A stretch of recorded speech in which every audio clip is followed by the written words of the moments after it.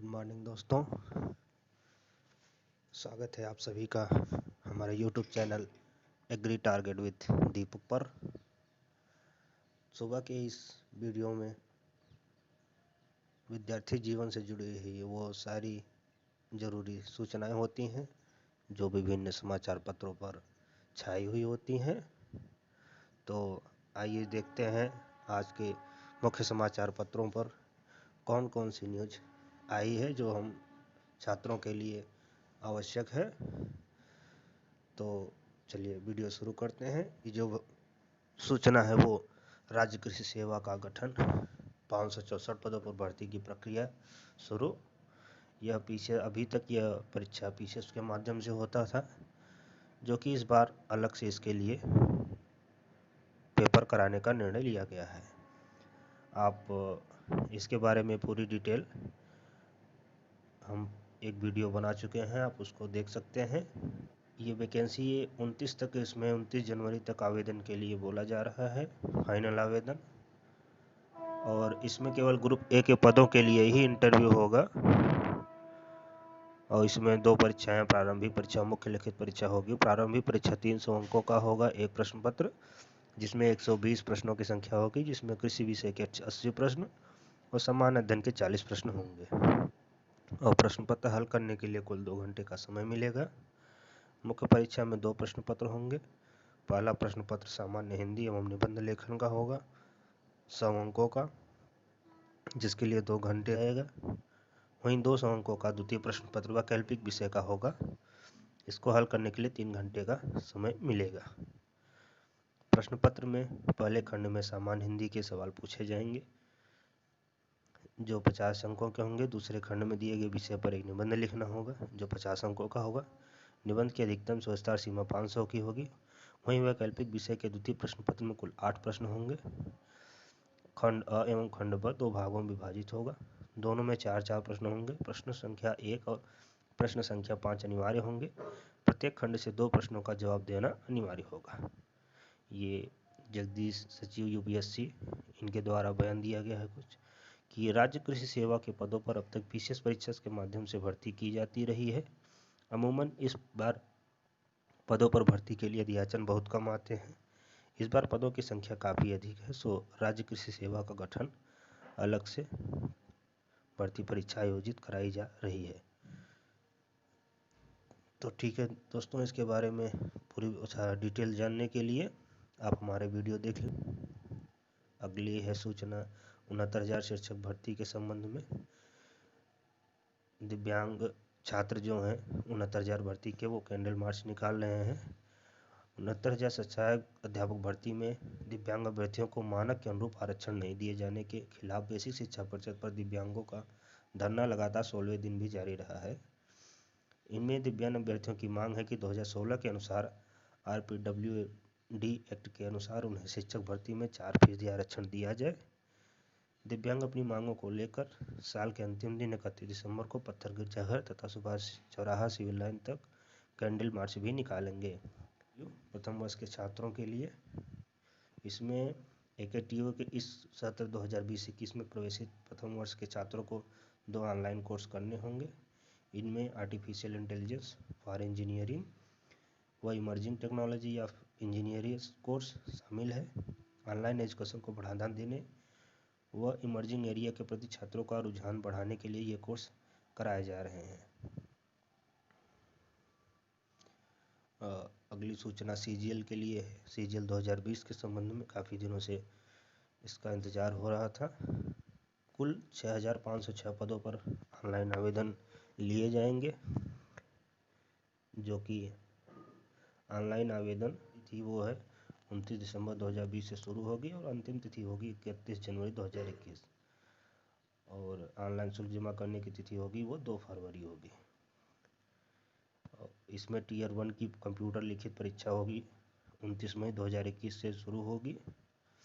शैक्षिक योग्यता इसमें पदों के अनुसार अलग अलग है, वो आप सब देख लें। इसके बीच 29 मई से 7 जून के 2021 के बीच होगी टियर 1 की कंप्यूटर आधारित परीक्षा।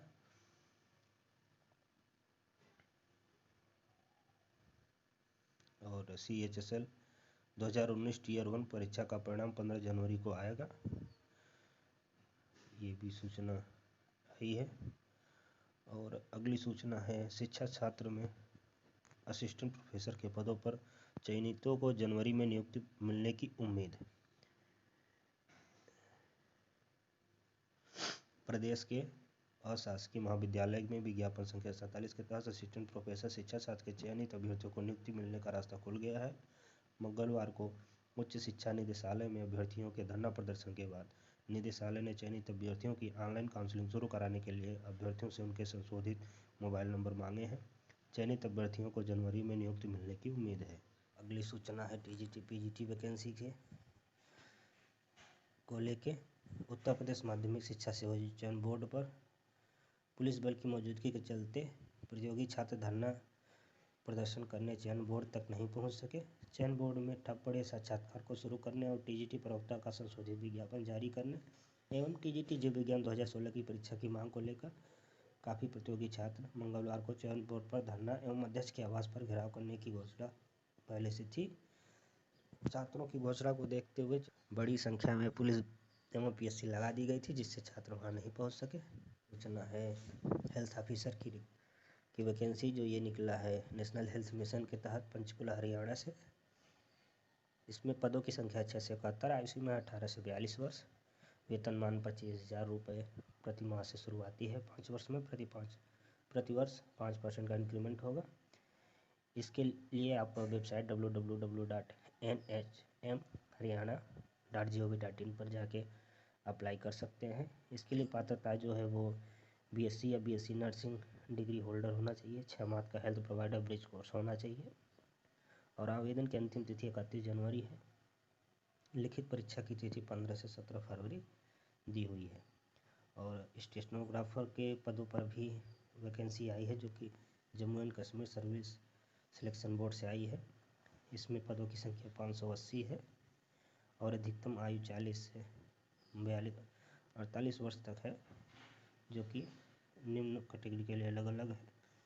इसके लिए आप पात्रताएं जो है वो केवल 10वीं उत्तीर्ण होनी चाहिए और निर्धारित विषय से इंजीनियरिंग डिग्री, डिप्लोमा, स्नातक सभी पदों के लिए अलग अलग से हुए, ढेर सारी पद हैं। तो इसके लिए आप वेबसाइट jkssb.nic.in पर जाकर फॉर्म भर सकते हैं। आवेदन प्रारंभ 31 दिसंबर से होगा तथा अंतिम तिथि 20 जनवरी है। और भोपाल एमपी से निकली वैकेंसी है कांस्टेबल के पदों पर। कांस्टेबल जीडी, आयु 18 से 33 वर्ष मांगी गई है। शुल्क है 800 रुपये, 600, 400, वर्ग अनुसार अलग अलग है। पात्रताएं कक्षा 8वीं, 10वीं व 12वीं पद के साथ अलग अलग हैं। वेतनमान 19,500 से लेकर 62,000 रुपये तक है। आवेदन की अंतिम तिथि 14 जनवरी है। आवेदन ऑनलाइन किए जाएंगे। इसके लिए आप लोग ऑफिशियल वेबसाइट pv.mp.gov.in पर संपर्क कर सकते हैं। और अगली जो सूचना है वो योग प्रशिक्षक के लिए है। यह कार्यालय क्षेत्रीय आयुर्वेदिक एवं यूनानी अधिकारी कुशीनगर से आई है। पद जो है योग प्रशिक्षक का है, महिला एवं पुरुष दोनों इसके लिए एलिजिबल हैं। पदों की संख्या 34 है। आयु सीमा 31 से लेकर 65 वर्ष है और पूर्णतः स्वस्थ हों। और पारिश्रमिक जो दिया जाएगा वो 8,000 रुपये एवं 5,000 रुपये दिया जाएगा। 8,000 रुपये पुरुषों के लिए, 5,000 रुपये महिलाओं के लिए। पात्रताएं जो हैं 5.5 वर्षीय बैचलर ऑफ नेचुरोपैथी एंड यौगिक साइंस या एमएससी योग या बीएससी योग या 3 वर्षीय एमए योग या पीजी डिप्लोमा होना चाहिए वो अनुभव इत्यादि अन्य पात्रताएं इसके लिए हैं। बोर्ड आरआरबी एनटीपीसी की पेपर को लेके प्रयागराज में 6,994 ने छोड़ दी रेलवे की भर्ती परीक्षा। रेलवे भर्ती बोर्ड की ओर से आयोजित परीक्षा में दूसरे दिन 6,994 अभ्यर्थी उपस्थित रहे दोनों ही पारियों में। इनमें से पहली पारी में 55.2 तथा दूसरी 56% विद्यार्थी उपस्थित रहे। डीएलएड के सत्र पर अभी भी निर्णय नहीं हो सका है। डीएलएड 2021 सत्र में प्रवेश को लेकर अभी तक निर्णय नहीं हो पाया है। परीक्षा नियामक प्राधिकरण ने डीएलएड 2021-22 की प्रवेश प्रक्रिया अगले वर्ष मार्च से शुरू करने का प्रस्ताव भेजा है, लेकिन 2020-21 का सत्र शून्य किया जाए या नहीं इस पर विचार किया जा रहा है। प्रदेश में डीएलएड के लगभग 2.5 लाख सीटें हैं। विभागीय अधिकारी डीएलएड 2020-21 का सत्र शून्य करने पर सहमत है, क्योंकि यदि अब इसमें प्रवेश लिए जाते हैं तो एक तो सत्र बहुत लेट हो जाएगा, वहीं 2021 और 22 के लिए विद्यार्थी भी नहीं मिलेंगे। लेकिन निजी कॉलेजों व प्रबंधकों का मानना है कि सत्र शून्य न किया जाए। वे चाह रहे हैं कि सरकार एक साथ 2 सत्र चलाने की अनुमति दे ताकि वे अपने नुकसान की भरपाई कर सकें।